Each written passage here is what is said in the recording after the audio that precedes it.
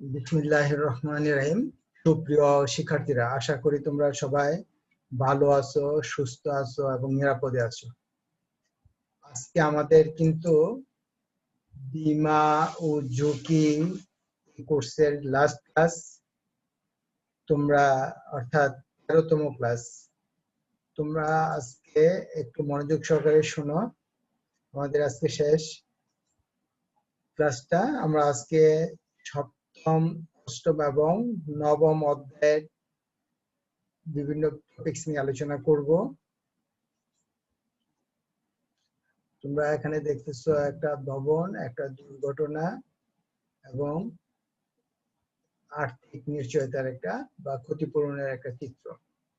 আমাদের আজকে এই চিত্রগুলো দেখে তুমি কি বুঝতে পারছো? আমাদের আজকে পড়ার বিষয় সম্পর্কে একটু ধারণা করতে পারবা। আমরা আজকে পড়বো বীমা ব্যবসার সম্ভাবনা সম্পর্কে ধারণা লাভ করতে পারবা। ক্ষুদ্র ব্যবসায়ের জন্য বীমা সম্পর্কে ধারণা লাভ করতে পারবা। বীমা সংগঠনের বিভিন্ন টাইপস গুলো নিয়ে তোমরা ধারণা লাভ করতে পারবা। বীমা বিষয়ক শিক্ষা সম্পর্কে ধারণা লাভ করবে। বীমা বিষয়ক প্রশিক্ষণ সম্পর্কে ধারণা লাভ করবে। বাংলাদেশ বীমা একাডেমি সম্পর্কে ধারণা লাভ করবে এবং বীমা উন্নয়ন এবং নিয়ন্ত্রণ কর্তৃপক্ষে সম্পর্কে আমরা সংক্ষিপ্ত ধারণা লাভ করব। আমরা আজকে শুরু করি আমাদের প্রথম বিষয়, বাংলাদেশ দেশের বীমা ব্যবসায়ের সম্ভাবনা নিয়ে আমরা আলোচনা করি। আমাদের প্রথম বিষয় হচ্ছে বীমা ব্যবসায়ের সম্ভাবনা। আমরা জানি বাংলাদেশ একটা প্রায় ধ্বংসপ্রাপ্ত দেশ হিসাবে 1971 সালে তার জন্ম হয় এবং শূন্য থেকে তার যাত্রা। কিন্তু এই অল্প সময়ের মধ্যে বাংলাদেশের অগ্রগতি ঈর্ষণীয়। আমরা আশা করি এটা আরো সাফল্যের চূড়ান্ত পর্যায়ে যে উপনীত হবে। অর্থাৎ 71 সালে আমাদের যেখানে যাত্রা ছিল তার চেয়ে আমরা অনেক ভালো, তবে আমাদের আরো অনেক দূর যেতে হবে। কিন্তু এই যাওয়ার জন্য আমাদের সম্ভাবনা কেমন, আমরা সেগুলো আজকে খোঁজার চেষ্টা করব। প্রথম আমরা বীমা ব্যবসায়ের ক্রমাগত সম্প্রসারণ, অর্থাৎ বীমা ব্যবসা আমরা প্রথমেই শুরু করছিলাম 1971 সালে স্বাধীনতার পরবর্তী সময়ে, অর্থাৎ সরকার 72 সালে আমাদের সকল বীমা প্রতিষ্ঠানগুলোকে জাতীয়করণ করে। পরবর্তীতে আমরা সরকার 1973 সালে দুইটা কোম্পানিতে রূপান্তর করে, জীবন বীমা কর্পোরেশন এবং সাধারণ বীমা কর্পোরেশন। কিন্তু বর্তমানে আমাদের বীমা প্রতিষ্ঠানের সংখ্যা অনেক বেশি। আমাদের আশা করি দূর ভবিষ্যতে এটা আরো দূর এগিয়ে যাবে। প্রথমত বীমা ব্যবসায় ক্রমাগত সম্প্রসারণ। আমরা বলছিলাম 72 সালে আমাদের যাত্রা শুরু হয় 5টা দিয়ে, 73-এ এসে সরকার এগুলোকে পুনর্বিন্যাস করে দুইটা প্রতিষ্ঠানে। বর্তমানে আমাদের জীবন বীমা প্রতিষ্ঠানের সংখ্যা সরকারি এবং বেসরকারি অনেকগুলো। প্রায় সরকারি বীমাকারী প্রতিষ্ঠানের সংখ্যা আমাদের অনেক। আমরা আশা করি আমরা যতটুকু জানি বর্তমানে আরো অনেক নতুন নতুন ব্যবসায়ীরাও এই ব্যবসায় এগিয়ে আসতেছে। রাষ্ট্রীয় মালিকানাধীন বীমা প্রতিষ্ঠানগুলো লাভজনকভাবে পরিচালিত হচ্ছে। দেশের অন্যান্য সরকারি প্রতিষ্ঠানগুলো যেখানে লুজিং কনসার্ন, এখানে সরকারি মালিকানাধীন জীবন বীমা কর্পোরেশন এবং সাধারণ বীমা কর্পোরেশন দুইটাই প্রতি বছর প্রচুর পরিমাণে রাজস্ব সরকারকে দিয়ে থাকে মুনাফা হিসাবে, অর্থাৎ এটি লাভজনক প্রতিষ্ঠান। বেসরকারি বীমা প্রতিষ্ঠানগুলো প্রতি বছর লাভ করে আসতেছে। আমরা যদি দেখি যে বেসরকারি প্রতিষ্ঠানগুলো লাভ হওয়ার কারণেই আমাদের বর্তমানে প্রায় কিছুদিন পর পরই সরকারের কাছে নতুন বীমা প্রতিষ্ঠান খোলার জন্য অনেক উদ্যোক্তা উৎসাহ প্রদান করে থাকে এবং প্রস্তাব দিয়ে থাকে। দেখো, বীমা প্রতিষ্ঠান সমূহ নতুন নতুন প্রকল্প এবং পদ্ধতি চালু করছে। অর্থাৎ আমাদের বীমা প্রতিষ্ঠানগুলো বর্তমানে একটু নতুনত্ব আনার চেষ্টা করছে, অর্থাৎ যুগোপযোগী বিভিন্ন ধরনের প্রকল্প জীবন বীমা কর্পোরেশন এবং বেসরকারি প্রতিষ্ঠানগুলো সুন্দর সুন্দর বিভিন্ন স্কিম নিয়ে আসার কারণে জনসাধারণ বীমা করতে আগ্রহী হচ্ছে, যেটা আমাদের জন্য অত্যন্ত আশাব্যঞ্জক একটা বিষয়। অংশগ্রহণমূলক সেবা ভিত্তিক কার্যক্রম চালু করা।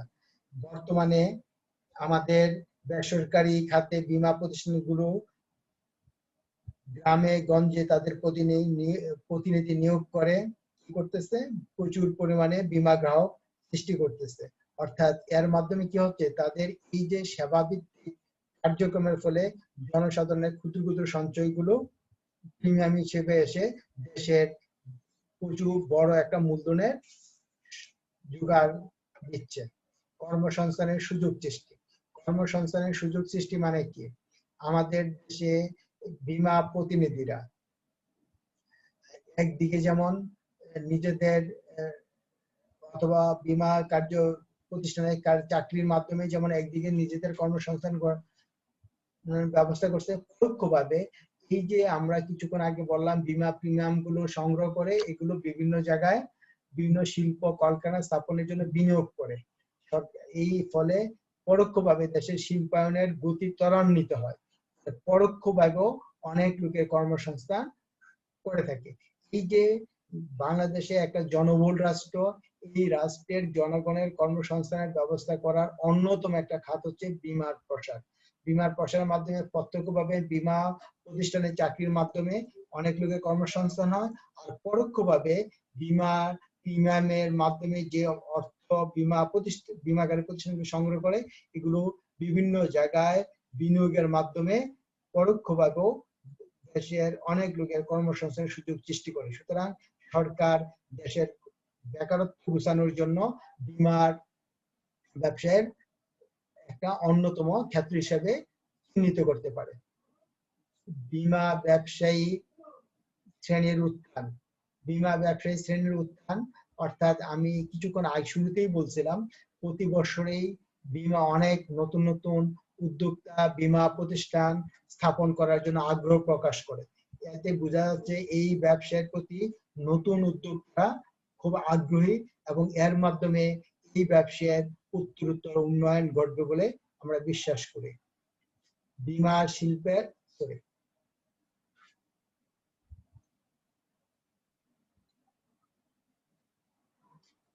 বীমা শিক্ষার উন্নয়ন ও সম্প্রসারণ। ইতিপূর্বে বাংলাদেশের বীমা শিল্পের তেমন একটা প্রসার হয় নাই। অর্থাৎ বর্তমানে উচ্চ মাধ্যমিক শ্রেণী এবং মাধ্যমিক শ্রেণীতে বীমার শিক্ষা বিষয়ক শিক্ষা প্রদান করা হয়। এছাড়াও এখন উচ্চতর ডিগ্রি প্রদান করা হচ্ছে, MBA বীমা ও বীমা বিষয়ে উচ্চতর ডিগ্রি প্রদান করা হয় বলে আশা করা যাচ্ছে অদূর ভবিষ্যতে এই বীমা শিক্ষার আরো প্রসার করবে। এছাড়া বাংলাদেশ বীমা একাডেমি তারা বিভিন্ন ডিপ্লোমা এবং সার্টিফিকেট কোর্স প্রদান করে এবং বীমা কর্মচারীদেরকে বীমা ব্যবসার সাথে যারা সম্পৃক্ত তাদেরকে বিভিন্ন প্রশিক্ষণ দিয়ে থাকেন। এছাড়া বিভিন্ন ধরনের সেমিনার, সিম্পোজিয়াম, ওয়ার্কশপেরও আয়োজনের মাধ্যমে বীমা শিক্ষার উন্নয়ন এবং প্রসার ঘটানো হচ্ছে। প্রশিক্ষণের সুযোগ। আমরা একটু আগেও বলছি, বিভিন্ন বীমাকারী প্রতিষ্ঠানগুলো নিজস্ব প্রশিক্ষণের ব্যবস্থার পাশাপাশি বাংলাদেশ বীমা একাডেমিও বিভিন্ন ধরনের স্বল্পমেয়াদী এবং প্রশিক্ষণ দিয়ে থাকে। ফলে এর মাধ্যমে বীমা ব্যবসার সাথে জড়িত কর্মচারীদের পেশাদারিত্ব বৃদ্ধি পায়। ফলে এই পেশার মাধ্যমে নিজেদের ক্যারিয়ার ডেভেলপমেন্টের একটা সুযোগ হয়। নেক্সট লাস্ট, বাংলাদেশ বীমা একাডেমি প্রতিষ্ঠা করছে। বীমা একাডেমি প্রতিষ্ঠার মাধ্যমে একটা প্রতিষ্ঠান অর্থাৎ গড়ে উঠলো যা বীমা ব্যবসায় সহায়তা করে। এছাড়াও আছে বাংলাদেশ ইন্স্যুরেন্স অ্যাসোসিয়েশন, যাও বাংলাদেশের বীমা ব্যবসার উন্নয়নে সহায়ক ভূমিকা পালন। এই উপরে যে আমরা আলোচনাগুলো করলাম এগুলো দিয়ে কি বোঝা যাচ্ছে, বাংলাদেশ আসলে একটা রাইজিং বীমা শিল্পের জন্য একটা রাইজিং সেক্টর এবং আশা করা যাচ্ছে অদূর ভবিষ্যতে বীমা ব্যবসার বড় রকমের একটা উন্নতি সাধিত হবে। বর্তমানে আমাদের জিডিপি প্রায় 1% বীমা ব্যবসার ক্ষেত্রে অবদান রাখে। আমরা আশা করি জিডিপিতে বীমা ব্যবসায়ের আরো অবদান দিন দিন বাড়বে। ক্ষুদ্র ব্যবসায়ের জন্য বীমা, এখানে আসলে ক্ষুদ্র ব্যবসা প্রতিষ্ঠানগুলো বিভিন্ন ধরনের বীমার কার্যক্রমের সাথে জড়িত হয়ে থাকে। আমরা এগুলো একটু আলোচনা করব। এর মধ্যে একটা বিষয় যেটা আমরা প্রথমে আলোচনা করতে চাই, অগ্নি অপচয়। অগ্নি অপচয়টা কি? অগ্নি অপচয় হচ্ছে অগ্নিকাণ্ডের ফলে প্রতিষ্ঠানের যে ক্ষতি হয় সেটার নাম হচ্ছে অগ্নি অপচয়। অগ্নিকাণ্ডের ফলে প্রতিষ্ঠানের যে ক্ষতি হয় সেটার নাম হচ্ছে অগ্নি অপচয়। অগ্নি অপচয় হচ্ছে অগ্নিকাণ্ডের ফলে বীমার বিষয়বস্তুর যে ক্ষতি সাধন হয় সেটার নাম হচ্ছে অগ্নি অপচয়। তো অগ্নি অপচয়ের ব্যাপারে কিন্তু আমাদের কি করা উচিত? অগ্নি অপচয় যাতে না ঘটে এই জন্য অগ্নি বীমা করে আমরা অগ্নি অপচয়টা হ্রাস করতে পারি। অগ্নি অপচয়ের মূল কারণ প্রত্যক্ষ কিছু কারণ আছে, পরোক্ষ কিছু কারণ আছে।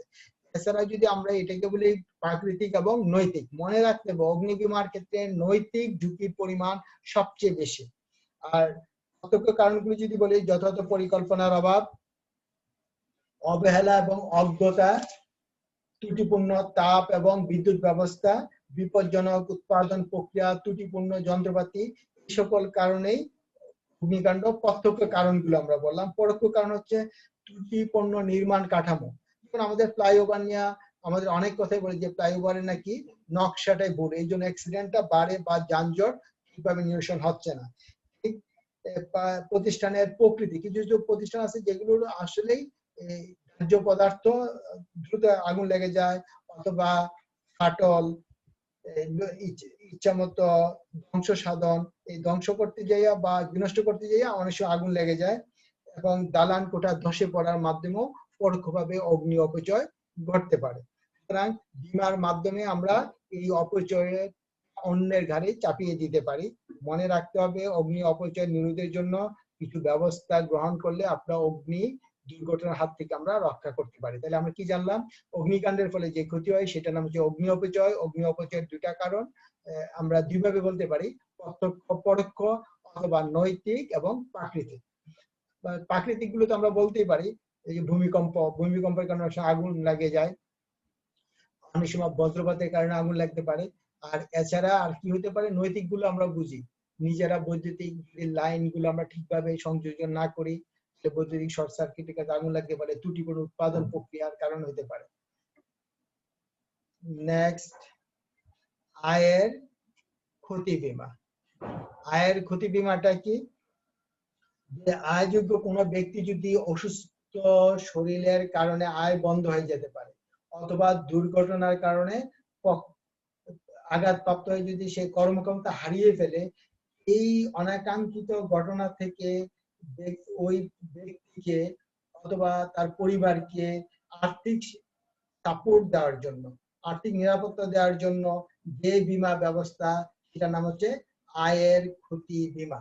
অর্থাৎ যে ব্যক্তি কর্মক্ষম ছিল, সে কিছু আয় করতে পারত, কিন্তু দুর্ঘটনার ফলে আর যদি কর্মক্ষমতা হারিয়ে ফেলে, তার আয় বন্ধ হয়ে যায়। আয় বন্ধ হলে তাকে যাতে পথে বসতে না হয়, তার জন্য যে বীমা ব্যবস্থা, সেটার নামটা হচ্ছে আয়ের ক্ষতি বীমা। অর্থাৎ সেই ব্যক্তি যদি আয় করতে না পারে, অর্থাৎ অকর্মণ্য হয়ে পড়ে, অক্ষম হয়ে পড়ে, তাহলে তার জন্য যে বীমা ব্যবস্থা, সেটার নাম হচ্ছে আয়ের ক্ষতি বীমা। শীত কেটে চুরি করা বীমা, আসলে এটা আগের দিনে খুব বেশি ছিল। যখন মাটির ঘর ছিল, তখন মাটি কেটে ঘরে রাতের বেলায় ঘরে ঢুকে মালামাল চুরি করে নিয়ে যেত। বর্তমানে এটা একটু কমে আসছে। আমরা যদি বলি যে শীত কেটে অথবা দরজা ভেঙে যে মালামাল জোরপূর্বক বা চুরি করে নিয়ে যায়, তখন এটাকে বলা হয় শীত কাটা। এই ক্ষেত্রে মনে রাখতে হবে, চুরি এবং ডাকাতির মধ্যে একটা পার্থক্য কিন্তু আছে।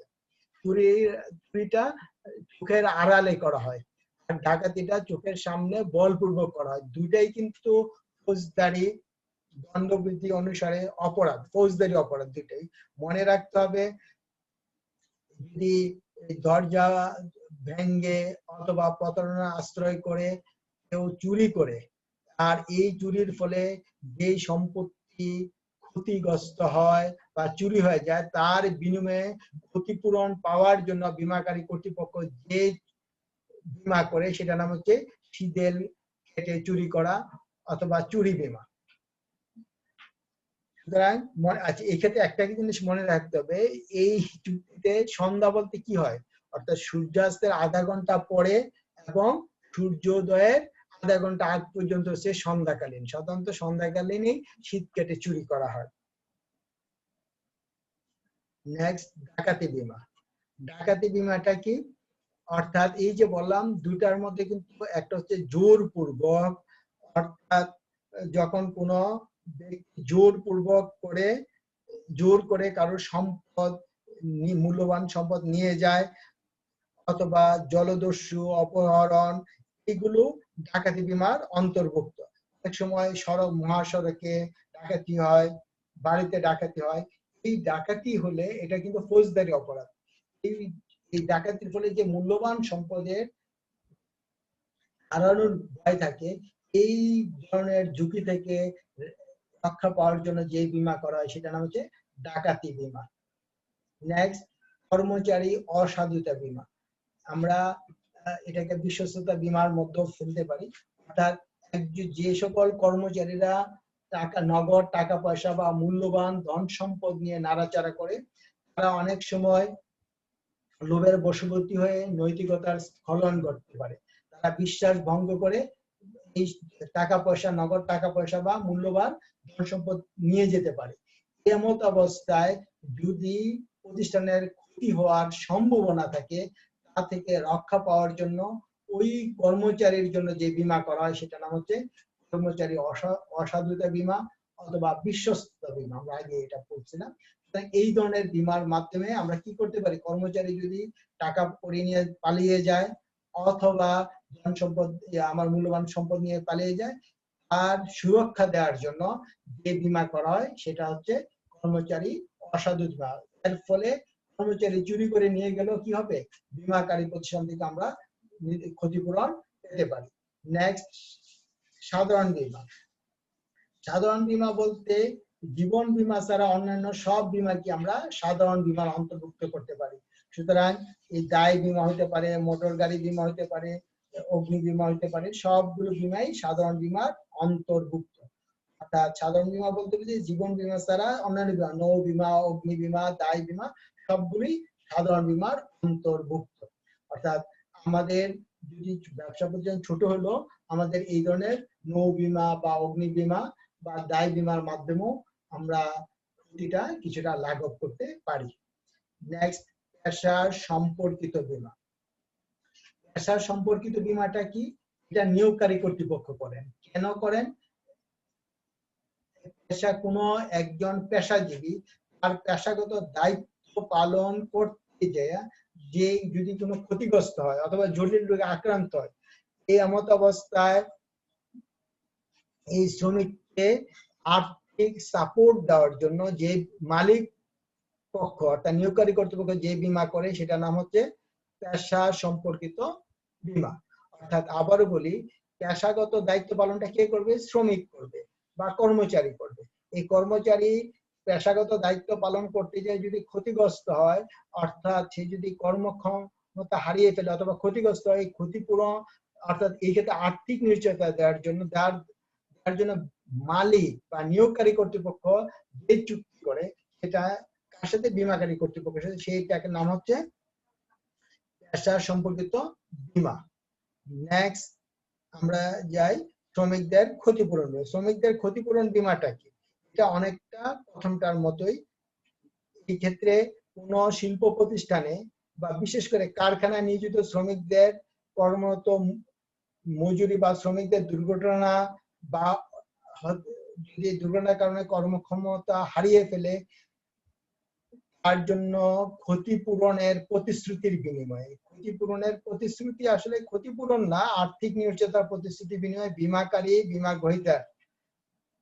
গ্রহীতাটা এখানে কি হয়ে থাকবে? নিয়োগকারী কর্তৃপক্ষ। আবারও মনে রাখো এখানে শ্রমিক করবে না, এটা নিয়োগকারী কর্তৃপক্ষ বীমাকারী প্রতিষ্ঠানের সাথে যে চুক্তি করে তার নাম হচ্ছে শ্রমিকদের ক্ষতিপূরণ বীমা। শ্রমিকদের ক্ষতিপূরণ বীমা নিয়োগকারীর দায় বীমাকারী প্রতিষ্ঠান এই দায়িত্বটা গ্রহণ করে থাকে। অর্থাৎ এই ক্ষেত্রে কি হয়, শ্রমিকের মালিক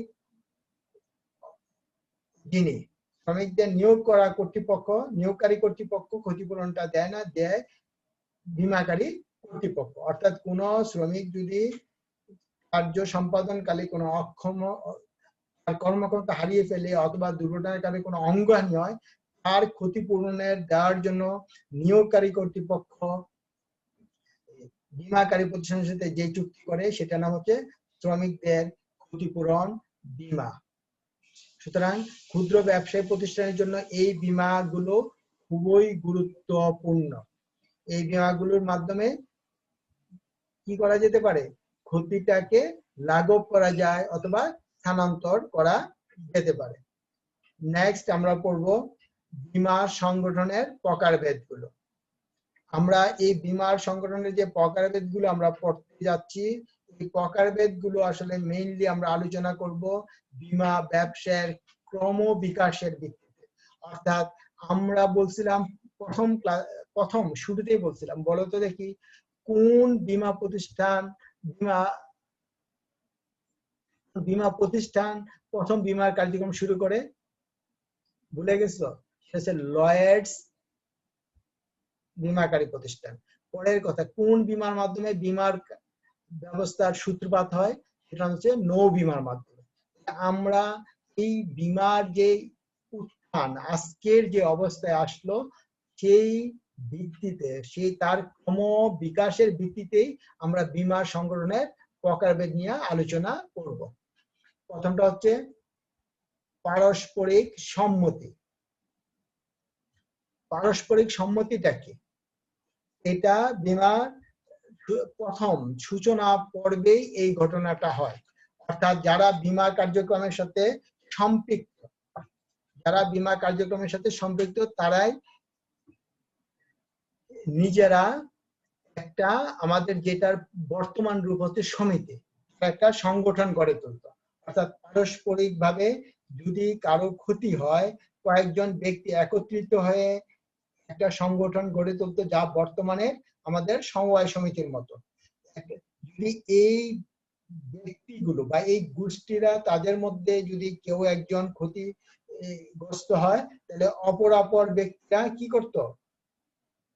ক্ষতিপূরণ দিত। অর্থাৎ এই ক্ষেত্রে সমিতির সদস্যরা একাধারে যেমন বীমা গ্রহীতা, একইভাবে তারা বীমাকারীও। তার মানে এটা সমবায় সমিতি। অর্থাৎ সমবায় বীমা ব্যবস্থার সূচনা পর্বে যেটা হয় সেটা হচ্ছে আসলেই পারস্পরিক সম্মতি। তখনও তো আমাদের জানি সমবায় সমিতি হওয়ার জন্য নিবন্ধন বাধ্যতামূলক, কিন্তু তখন তো নিবন্ধনের ব্যবস্থাই ছিল না। কতিপয় ব্যক্তি একত্রিত হয়ে নিজেরা একমত হতেন এই বিষয়ে। যদি কারো কোনো বিপদগ্রস্ত হয়, দুর্ঘটনায় পড়ে, এই দুর্ঘটনার হাত থেকে রক্ষা পাওয়ার জন্য অপর যারা আছেন, অপর ব্যক্তিরা তাকে সহায়তা করবেন। এটা হচ্ছে অরেজিস্ট্রিকৃত একটা সমবায় সমিতি। অর্থাৎ এই ক্ষেত্রে যারা বীমা গ্রাহক, তারাই একদিকে বীমা গ্রাহক, এই সমিতির সদস্যগণ। অর্থাৎ সমিতি বলতে পারতেছি না যেহেতু এটা রেজিস্ট্রি নাই, কিন্তু এই সংগঠন আমরা বলি, ওই সংগঠনের সদস্যরা একদিকে যেমন বীমাকারী, তেমনি অপরদিকে বীমা গ্রহীতা। যখন তাদের কেউ ক্ষতিগ্রস্ত হয়, তাহলে সে বীমা গ্রহীতা, অন্যরা অপর সদস্যরা হয় বীমাকারী। নেক্সট আমরা যেটা লয়েডস সমিতি।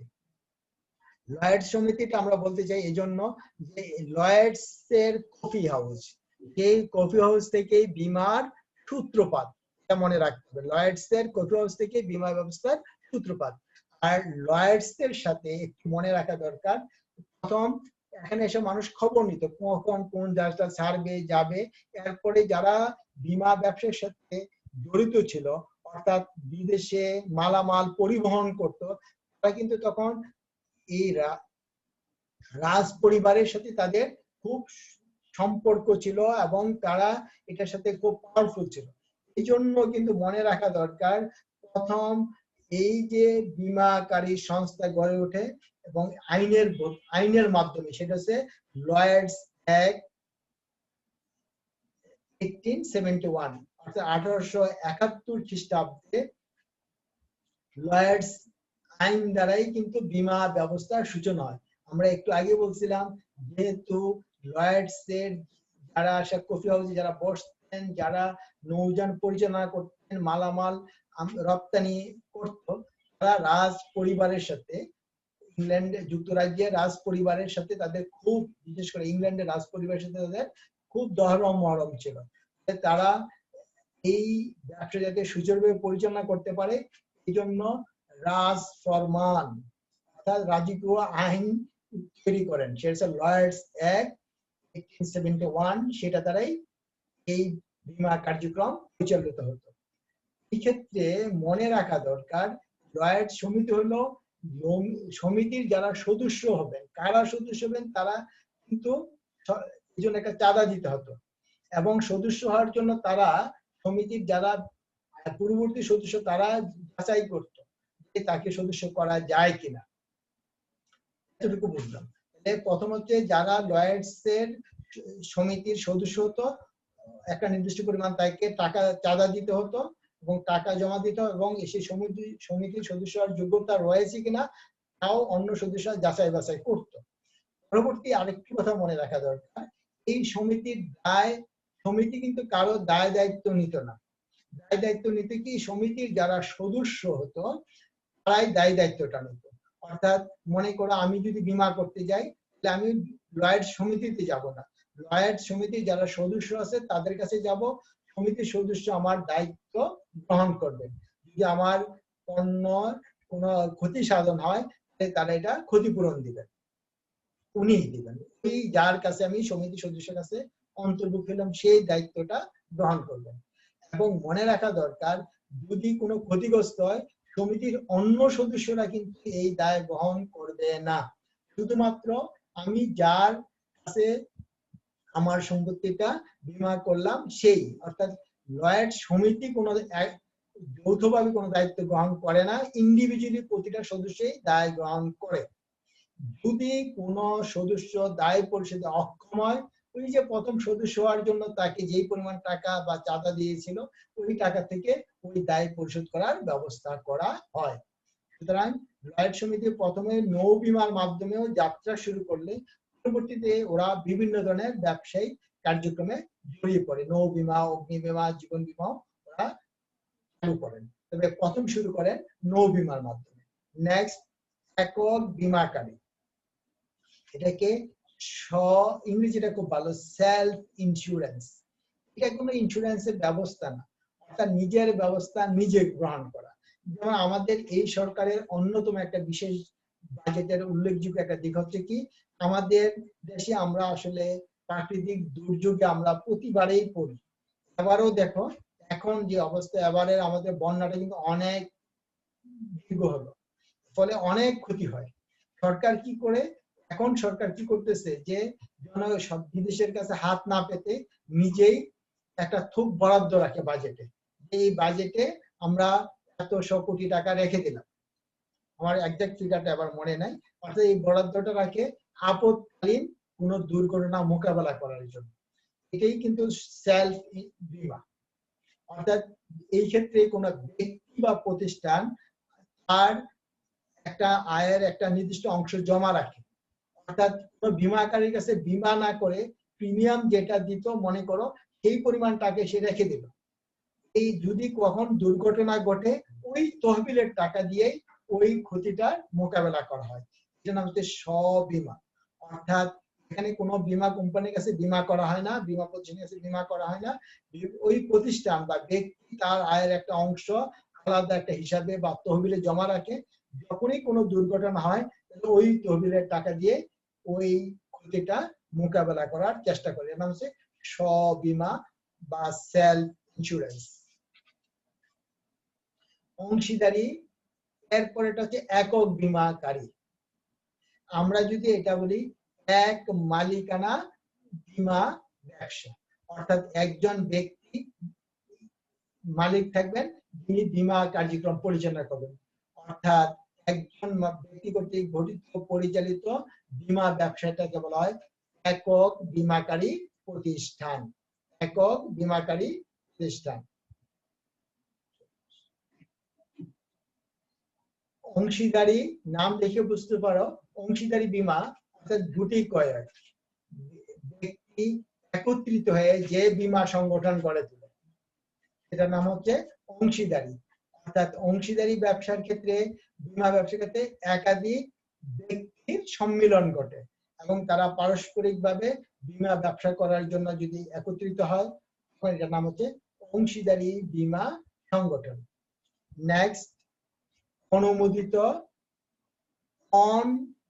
অনুমোদিত বীমা কোম্পানি। অর্থাৎ আমাদের বীমা কোম্পানি আইনটা কত সালের জানা আছে তোমাদের? মনে না থাকলে তো হবে না। আমরা যদি বলি যে কোম্পানি আইন প্রথম হয় 1913 সালে, পরবর্তী 1900 কি আমাদের দেশে পরবর্তীতে আমরা আরেকটা পরে আইন করি না, এটা মনে না থাকলে হবে কিভাবে?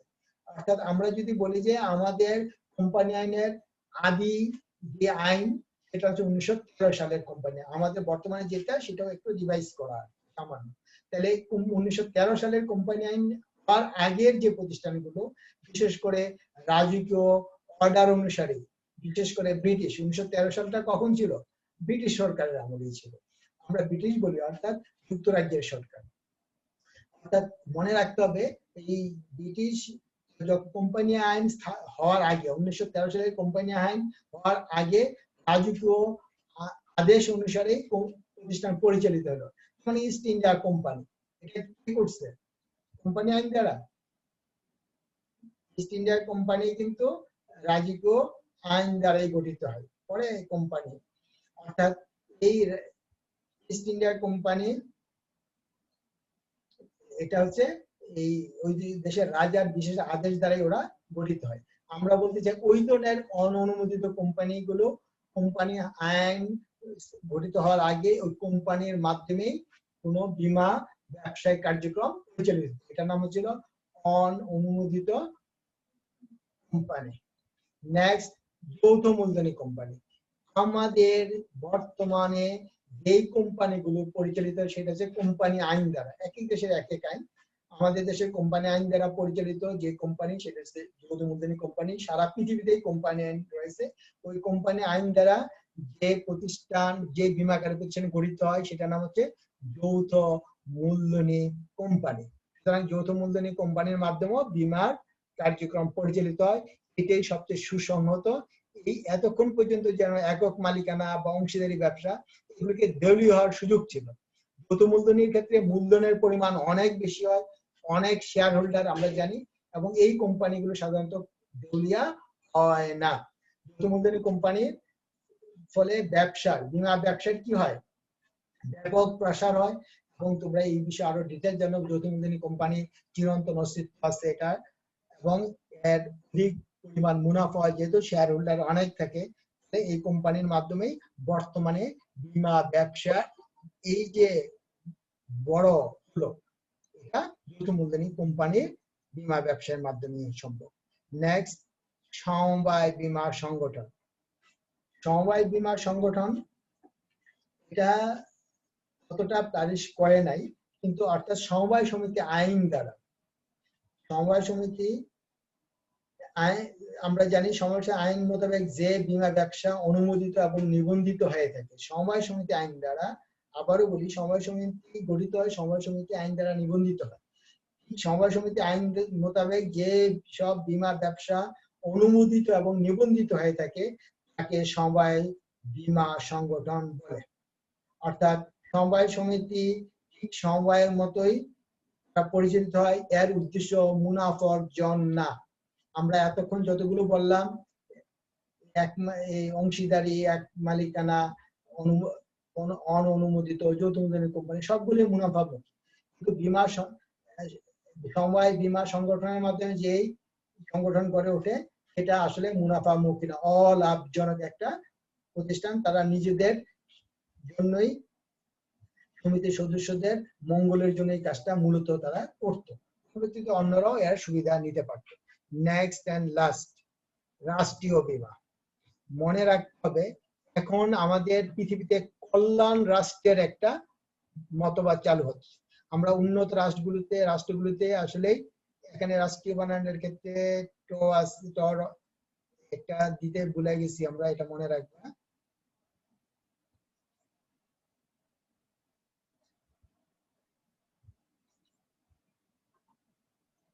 কি হবে, অর্থাৎ রাষ্ট্রীয় বীমা, অর্থাৎ রাষ্ট্রই এখন সকল কার্যক্রম জনগণের দেখভালের দায়িত্ব।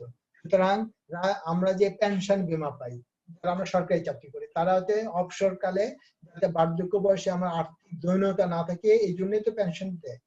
রাষ্ট্রে কিন্তু সবার দায়িত্ব। সুতরাং অনেক সময় অনেক দেশেই যারা কল্যাণ রাষ্ট্রে বিশ্বাসী তারা বলে যে ওই সকল দেশে কি হয়, সবার বীমা করা থাকে, রাষ্ট্রই সবার বীমা করে থাকে। অর্থাৎ বার্ধক্য বয়সে বেকার ভাতা পাবে, যে চাকরি না পেলে বেকার ভাতা, বয়স্ক ভাতা পাবে।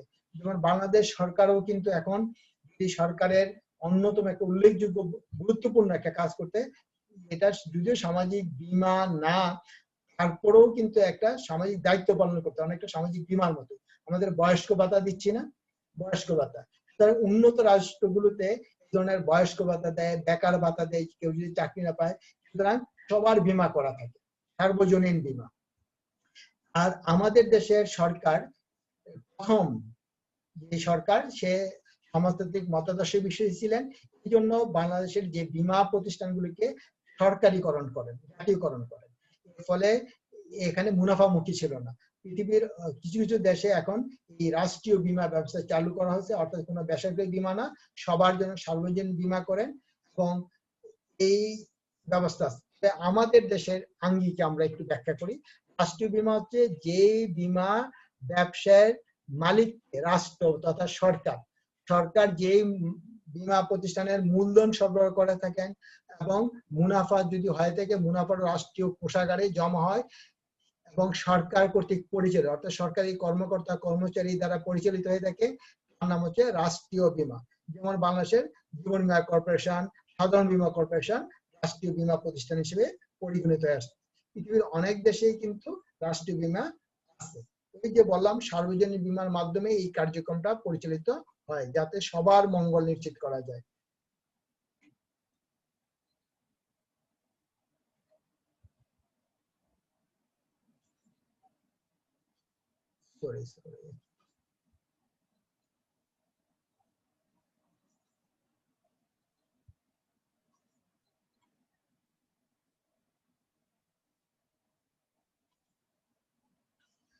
আমরা এখন একটু ছোট কিছু বিষয় নিয়ে আলোচনা করব।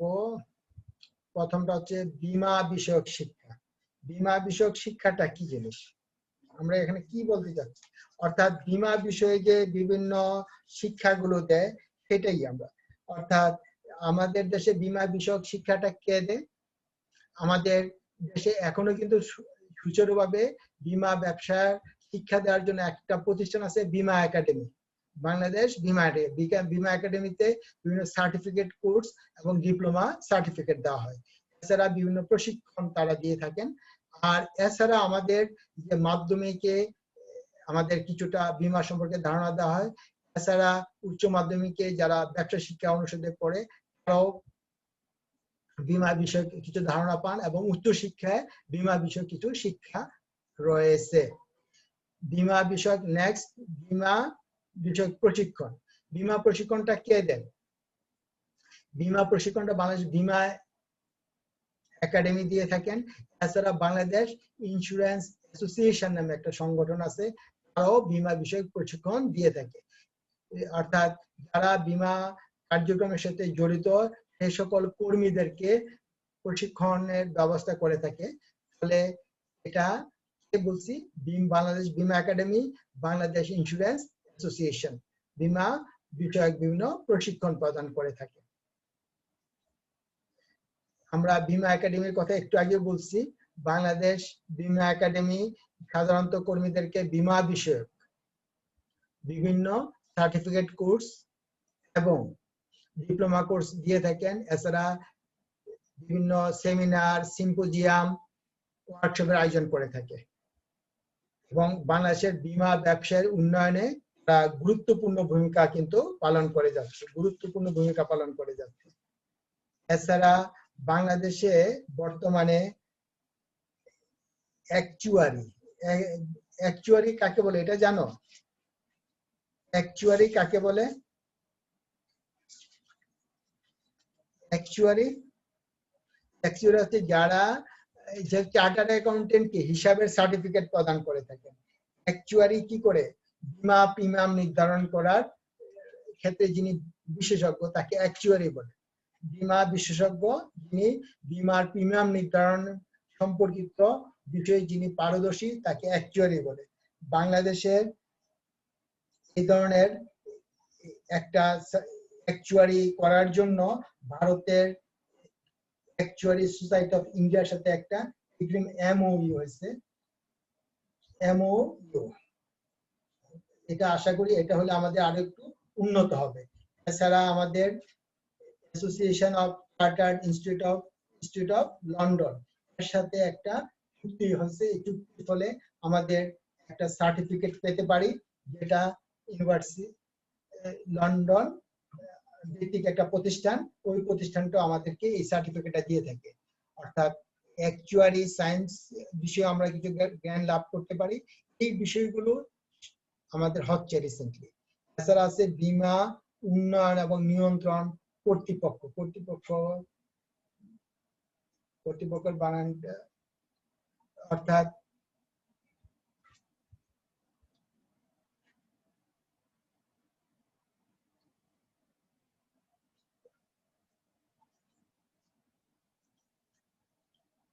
কর্তৃপক্ষ, বীমা উন্নয়ন এবং নিয়ন্ত্রণ কর্তৃপক্ষ, তারা বীমা কার্যক্রমে যাতে সুচারুভাবে পরিচালিত হয় এই জন্য অর্থ মন্ত্রণালয় কর্তৃক এই কর্তৃপক্ষ মানে এটা তারা ব্যবস্থা করে থাকে। অর্থাৎ যাতে বীমা প্রতিষ্ঠানগুলোর অনিয়ম রোধ হয় এবং সুচারুভাবে নিয়মতান্ত্রিকভাবে পরিচালিত হয় এবং বীমা উন্নয়নের জন্য ওরা খুব কাজ করে যাচ্ছেন এবং আশা করা যাচ্ছে এই প্রতিষ্ঠানগুলোর মাধ্যমে বীমা ব্যবসায় প্রভূত উন্নতি সাধিত হবে।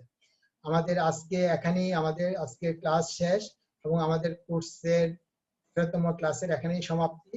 তোমরা সবাই ভালো থাকো, সুস্থ থাকো এবং ভালোভাবে পরীক্ষা দাও। আমার মনে হয় তোমার ক্লাসগুলো যদি ভালোভাবে করো তোমাদের ভালো রেজাল্ট হবে এবং তোমরা একটু মনোযোগ সহকারে পড়বা। আর তোমাদের এই যদি আমাদের ক্লাসের মধ্যে শেষ করার চেষ্টা করেছি, যদিও এখানে তোমাদের যদি কোনো সমস্যা থাকে তোমরা তোমাদের ক্লাস টিচারের সাথে একটু আলাপ করবা। আশা করি তোমাদের সমস্যার সমাধান হয়ে যাবে। তোমাদের সবার ভালো পরীক্ষা এবং সুস্বাস্থ্য কামনা করে উজ্জ্বল ভবিষ্যৎ এবং ভালো স্বাস্থ্য এবং সুন্দর জীবন কামনা করে আমাদের ক্লাস এখানে শেষ করলাম। ধন্যবাদ। আসসালামু আলাইকুম।